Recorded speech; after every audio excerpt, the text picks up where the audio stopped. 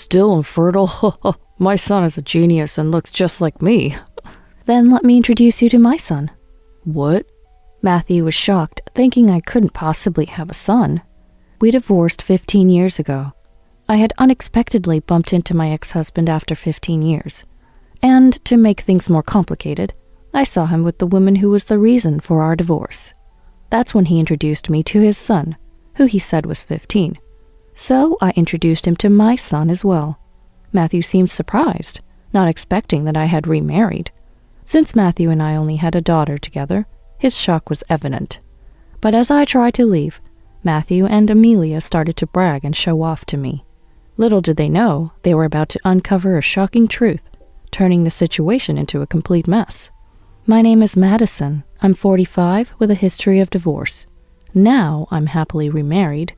After remarrying, we had one more child, making us a family of 5 with 2 daughters and a son. My daughters are from my previous marriage. My son, now 14, is in middle school. His name is Jeffrey.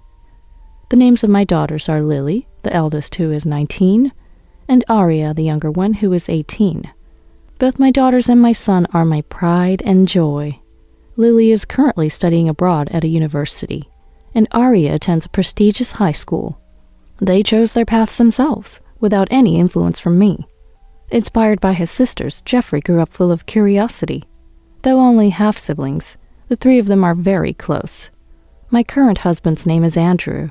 He's somewhat of a celebrity in certain business circles. This is my family now. Today, Jeffrey and I were out shopping in preparation for his study abroad. Jeffrey wears a hat and mask outside for certain reasons. Though many people wear masks nowadays, Jeffrey stands out due to his height. While shopping, Jeffrey seemed to bump into an acquaintance and asked, "Mom, can I go grab coffee?" "Sure, honey, I'll continue shopping then." He entered a cafe. Jeffrey, mature for a middle schooler, has many adult friends, and I believe the person he met was a college student. As I shopped alone, enjoying it for the first time in a while, someone suddenly called out to me. "Is that you, Madison?" "What?" I turned around and there stood the man I had hoped I'd never see again. My ex-husband. His name is Matthew. He's 3 years older than me, so he must be 48 now. "Hey, how are you? You've really changed. You used to be so plain." "Is that so? Well, goodbye then." "Hey, wait a minute." I wanted to leave quickly. I had nothing more to say to Matthew. I met Matthew at a party. He was quite forward, and I, being serious and cautious, was drawn to him. Matthew pursued me aggressively. Friends warned me he was just playing around, but I was flattered by his attention. A first for me. I found myself falling for him more and more. So, on our second date, I agreed to start a relationship. Matthew was overjoyed, like a child who had just received a toy, and it thrilled me. I used to think he wasn't reckless, but rather someone who genuinely expressed his emotions. Looking back, love really is blind. Our relationship was going well. I was only 25 at the time, and found the idea of an older man appealing. However, Matthew was very sociable and always surrounded by women, which worried me. I think I was trying to punch above my weight. There were times when loving him became exhausting. So when Matthew proposed, I was ecstatic, believing I would finally be happy. Matthew and I wanted children right after getting married. We rented a spacious apartment, thinking of our future family. I got pregnant soon after the wedding. We were overjoyed. But when I told Matthew the baby's gender, "What, a girl, really?" he was visibly disappointed. "You wanted a boy?" "Of course, I don't need a girl."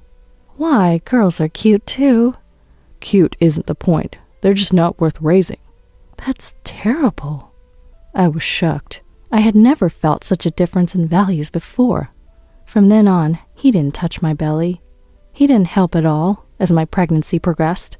It became too hard, so I went back to my parents to prepare for the birth. Then our daughter was born. Matthew didn't attend the birth. Even my parents were angry about that. I stayed with them for about 3 months before returning home. But Matthew wasn't welcoming. Instead, "You're back already?" he said. Even while I was feeding our daughter, he'd say things like, "Why a girl? I wanted a boy." "Don't say that. She's a cute girl." She's not cute. Maybe the next one will be a boy. It better be. I researched everything I could to have a boy, even trying old wives' tales and gender selection methods. The next year I was pregnant again, but it was another girl. I was happy with 2 girls. They were adorable. I loved dressing them in matching outfits. But Matthew was cold to our daughters. Hey, stop wasting money. You bought more clothes, didn't you? They weren't that expensive. But 2 of the same? That's extravagant. Gradually, Matthew began to take his frustrations out on me. Why can't we have a boy? Is there something wrong with you? Girls are great too. I want a son. He'd say this in front of our daughters without a second thought, making me not want to talk about the kids with Matthew. I think the girls, even being young, could sense what their dad was saying. I poured all my love into them, making up for their dad's absence. Matthew's behavior escalated. He'd yell at the kids for playing inside, and our fights became incessant. Be quiet. Go away. I'm tired from work. You're a nuisance. Hey, don't talk like that. Why not play with them? They don't like me, and they're not cute. How can you say that? They'd be closer if you tried. Don't say such things in front of them. They won't understand. It's okay. They seem dumb anyway. I couldn't tolerate this. I took the kids and went to my parents' house for a few days, expecting a call from Matthew. He did call, but not to apologize. You're neglecting your duties at home. Come back immediately. You can do it yourself. Who do you think provides for you? Do what you're supposed to.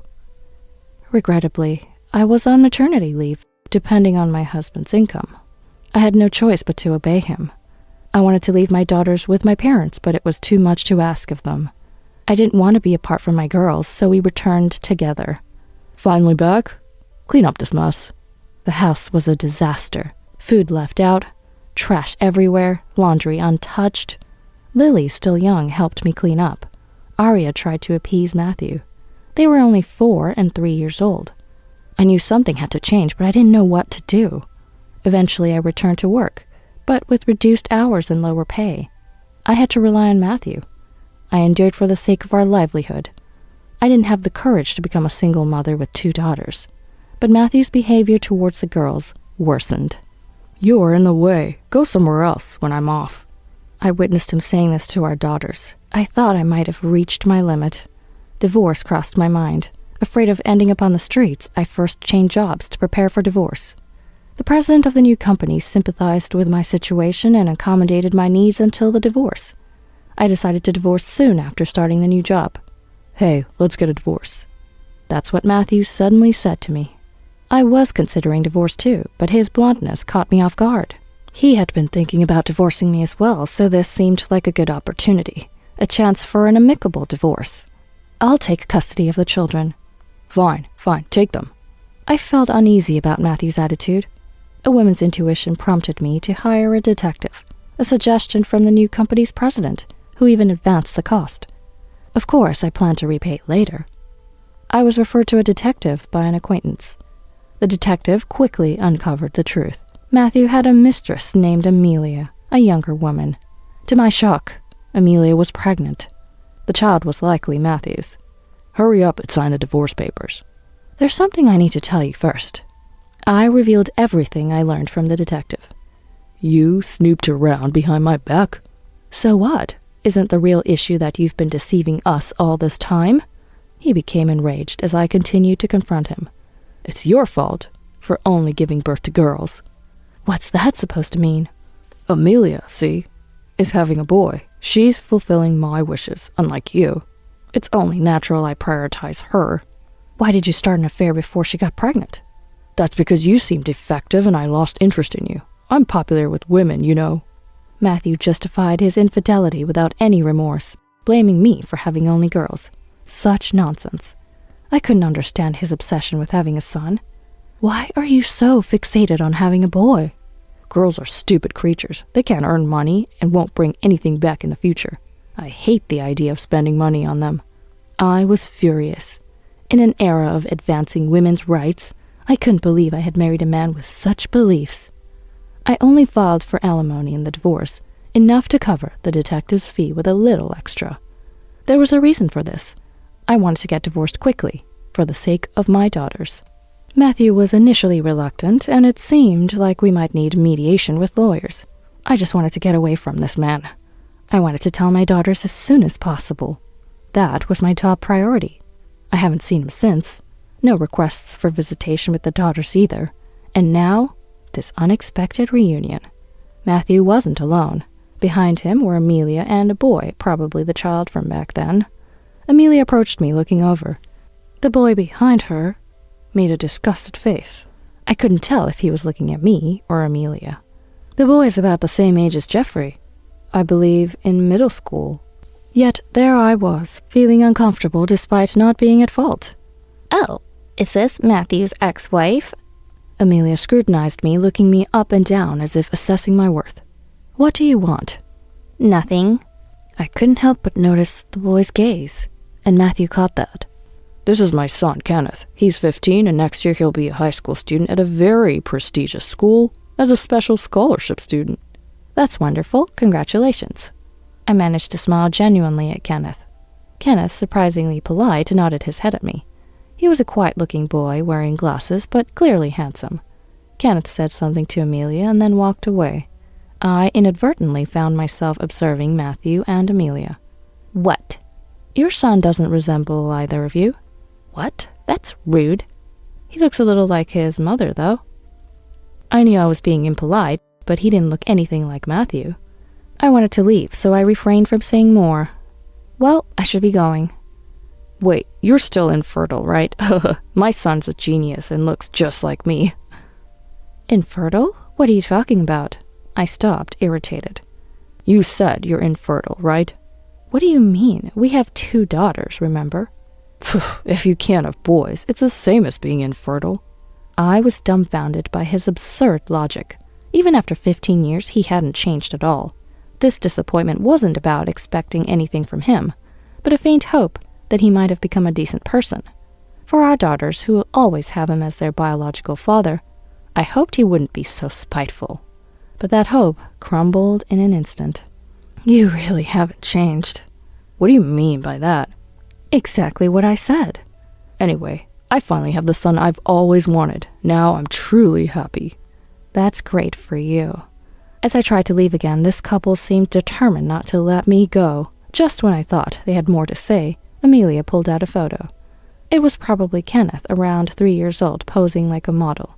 The photo was worn, indicating it was frequently handled. He's cute. Right? He did some modeling when he was little. I see. I responded politely, maintaining my facade, but Amelia's next words shattered my composure. Well, your daughters are pretty plain, aren't they? Excuse me? Just saying. She looked at me with a smirk. You don't know anything about my daughters. I don't, but I can imagine. Please don't make assumptions. Amelia, smug with victory, began bragging about her son. Scouted in the park when he was little, receiving top-tier education. She rambled on, even though I hadn't asked. What exactly is top-tier education anyway? Who decides what qualifies as top-tier? Being a single mother must lower the educational standard, huh? Your poor children. I couldn't contain my anger anymore. You seem to have a misunderstanding. Misunderstanding? First off, I'm remarried. What? I remarried soon after our divorce. I worked hard supporting my 2 children as a single mother, but my current husband is the president of the company that supported me during the divorce. He's a businessman. I worked at his newly established company initially, but he has since handed over the presidency to someone else. He heads a group of companies. I only learned about this after we started dating. What's your last name now? Smith, why? The Smith Group? Yes. Amelia was speechless. I didn't know about this, said Matthew. Why should I report to you? What about Lily and Aria? They're part of the Smith family now. My husband adores them. I shared that Lily was studying business abroad. Matthew seemed surprised when I mentioned the university. Lily wants to help with my husband's business, so she's studying abroad. Your salary wouldn't have allowed for international studies. Thanks for the divorce. What do you mean by that? You divorcing me allowed me to meet my husband. I don't hold a grudge against you. Matthew's face twisted in frustration as I said this with a smile. But even if she's smart, a girl's looks are important. Lily was actually chosen as Miss Campus this year. Matthew quickly searched for Lily's university. A beautiful woman in a white dress appeared on the screen. That's Lily. No way. Good thing she doesn't look like her dad. Amelia's face twisted in frustration, just like Matthew's. But the eldest is a fluke, and the younger one's probably a delinquent. The second child always turns out bad. Aria's doing well. She's been accepted to a famous university. And which high school does she go to? Clover High School. No way, better than our child. Well, your son is amazing too, being a scholarship student, but Clover High School is a girls' school, so he can't attend. Amelia wanted to say something, but only twisted her face in frustration. Competing over children's achievements seemed pointless. Matthew looked shocked, opening and closing his mouth like a fish. But when our eyes met, he said, "What? You must have paid off the school with under-the-table money." I couldn't let that slide. These were my daughters he was talking about. Both of them chose and worked hard for their schools. They never even asked to go to tutoring. They were no trouble at all. Lily and Aria couldn't rely on their dad for affection after I remarried. They probably developed a habit of not depending on a father figure. However, my new husband made repeated efforts to connect with Lily and Aria. Gradually, they began to open up to him as if he were their real dad. For Lily, a turning point was when he took her to his workplace, leading her to express interest in studying business management. He then suggested an overseas university to middle school-aged Lily, mentioning its diverse student body and unique programs. Lily researched what she needed to learn and which high schools to attend to get into that university. After rigorous studying, she successfully got into her desired high school. We didn't interfere at all. The only thing she asked us for was to study abroad, and we happily supported her decision. They got into such prestigious schools without tutoring? That's exactly what I'm saying. How much money did I spend on my son? It's fine. Thanks to you, he grew up well. He'll surely pay you back. Sure, he will. This couple seemed to expect some sort of return from their child, which I found pitying. But it's none of my business what happens in other families. But Aria went to tutoring, right? No, she didn't. Aria, influenced by her sister, hasn't found what she wants to do yet, but she's been studying hard. She's currently into basketball. What's the point in doing something that doesn't make money? What does this man think children are for? They're not raised to become future money bringers. Did you want a boy just because you thought he'd bring you money in the future? It's not like that. I hit the nail on the head. I truly made the right decision divorcing this man. Then Jeffrey called. I told him where I was and hung up. Is Mr. Smith coming? What are you happy about? I just want to meet him. Amelia seemed eager with ulterior motives, but I had no intention of introducing them to my husband. No, I'm meeting someone else. Goodbye. Wait, are you running away? No. That's when Jeffrey arrived. I'll introduce you to my son. What? I reluctantly introduced Jeffrey to them. He was still wearing his hat and mask. Your son? Yes, he is my husband and my son. He's in 8th grade. But you only had girls. Jeffrey seemed irritated by Matthew's remark and asked me, "Mom, who's this rude guy?" "He's my ex-husband, and that's his wife." Huh. Jeffrey's attitude seemed to have angered Matthew, who burst out in rage. "What's with this rude kid? At least take off your hat and mask when greeting someone." No, he has a reason for not being able to take them off. Then Matthew started to smirk in a mocking way. I had a bad feeling about this. "Ugly enough to hide your face, huh? Your new husband must be ugly too. Our daughters turned out pretty like me, but I guess your son wasn't so lucky." "What are you talking about? My husband is so handsome. He's been featured in magazines." "Really? Then your son must look like you." "That's right. Unfortunately, he got Mom's ugly genes. Such a waste, especially since he's so tall." I was appalled that they could say such things in front of their middle school-aged child. I didn't want to leave Jeffrey as their prey, and was about to make an excuse to leave when suddenly Jeffrey took off his hat and mask. "I apologize for not greeting you properly without taking off my hat." Matthew and Amelia were struck speechless. Even the people passing by stopped in their tracks. "Are you?" Turns out, Jeffrey is an up-and-coming actor. With a mature, sweet face, he became popular quickly, despite being in middle school. He's even considering going abroad and studying in a foreign middle school, as part of the plan. This is a well-known story, even mentioned in online articles. Though it's actually because of his sister's influence, the media wrote it differently. But the name is so different. So I changed it. It's starting to get out there, but please don't spread it around too much. Is he really your child, not a stepchild? That's right, 14 years old. That's right after a divorce. Yes, I married right after divorcing you. But he doesn't look like you. People often say Jeffrey and I look alike. He's definitely my son.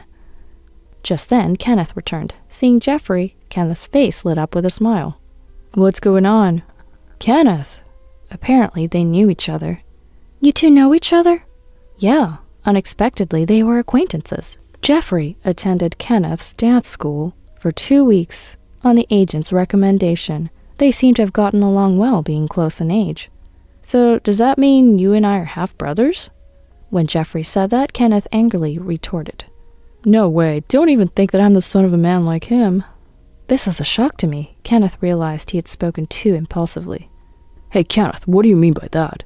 Kenneth sighed and looked at Amelia. Amelia was frantically shaking her head. What's going on? Ignoring Amelia's protests, Kenneth revealed a shocking truth. I'm not this man's son. What the heck are you saying?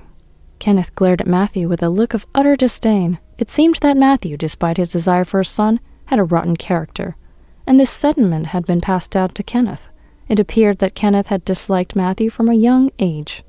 All he does is complain about work, and he's always reeking of alcohol. There's nothing about him I could respect. Kenneth felt a deep aversion to being the son of such a man. He even confessed to his mother that he found it repulsive to have any blood relation with Matthew.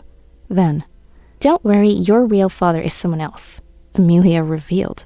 She had sworn Kenneth to secrecy for the sake of their livelihood. What? What does that mean? No, nothing. Kenneth, stop joking around. Amelia was clearly panicking. But our blood types are completely different. I'm type A. Aren't both of you type O? That's a lie. It's true. And Kenneth pointed to a nearby blood donation poster. Why don't we go donate blood and find out? He said. Stop it! Amelia screamed in a frenzy. So that's what it was. It made sense why Kenneth didn't resemble them. He wasn't their child. Amelia was involved with Matthew and another man at the time, but she couldn't marry the other man. So she told Matthew that he was the father and married him. Matthew, realizing the truth, turned bright red with anger. He seemed to be trembling with rage. You're saying he's not my son? What does that mean? It's not what you think. There's a reason for it. What reason? Matthew didn't care that there were people around. Rather, he seemed oblivious to his surroundings. He yelled at Amelia loudly. So you've been deceiving me all this time? No, there's a reason for it, but even if there's no blood relation, Kenneth has always adored you like a real dad. It didn't look like adoration at all. You've always believed and raised him as your own son, but isn't it unusual not to notice for 15 years? It's proof that you haven't really engaged with your child. Shut up, it's none of your business. You're right, it's none of my business, so I'll be leaving. I realized a crowd had gathered around us. Not wanting Jeffrey to be involved in this, I decided to leave Matthew and Amelia arguing. Many people seemed interested in their quarrel, which worked in our favor. We'll be going then. Matthew, no longer paying attention to us, was shouting at a crying Amelia, begging for forgiveness. Kenneth was the only one who waved to us. His eyes seemed to say, "Please go now." We quickly hailed a taxi and escaped. I'm sorry you had to go through that. It's fine, Mom, I'm okay. Jeffrey comforted me, patting my back. Later, Jeffrey told me he had encountered Kenneth. Matthew, furious upon learning he'd been deceived for 15 years, presented Amelia with divorce papers. They ended up divorcing after much turmoil. Amelia, who'd always been a housewife, didn't want to work and was reluctant to divorce Matthew. Do you think I can start working now? That's not my problem. Matthew coldly brushed off Amelia's pleas. Kenneth was initially taken in by Amelia, but not trusting her, he ended up being adopted by his grandparents. His grandparents declared that they would cut ties with Amelia, their daughter, so she couldn't see her son anymore. Kenneth, of course, refused to see her too. Now Amelia works as a day laborer at a factory to make ends meet. Both Matthew and Amelia ended up alone. Worried about his old age, Matthew kept showing up in front of Kenneth. It's pathetic to discuss such matters with a middle schooler, especially since they're now complete strangers with no blood connection. Kenneth said he had no fond memories of playing with Matthew, nor did he actively participate in school events. So Kenneth found it troublesome to suddenly have Matthew act like a dad. Rejected by everyone, Amelia later went to apologize to Matthew. Please, let's start over, just the two of us. How can I trust you? Don't ever show your face to me again. Amelia, fearing loneliness, tried to get close to Matthew, but he rejected her. Matthew, on his part, grumbled about having to pay child support for a son who wasn't his. He's not even my real son, he says as he works. Legally, he was obligated to pay, since Kenneth was registered as his son.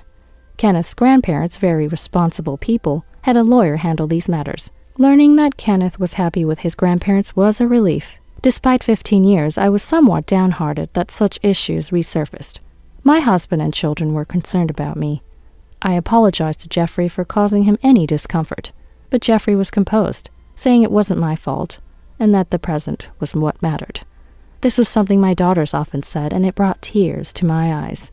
I don't know if I was a good mom, but I can say with pride that all my children are wonderful. Currently, Jeffrey lives abroad with his sister Lily. He respects Lily, and his decision to study abroad was likely influenced by her. When they returned for Christmas, Jeffrey's sisterly love can be troubling, Lily said with a laugh. Seeing my husband and our 3 siblings together and happy made me feel the joy anew. I don't know how many more times we can gather like this, but I want to cherish each occasion.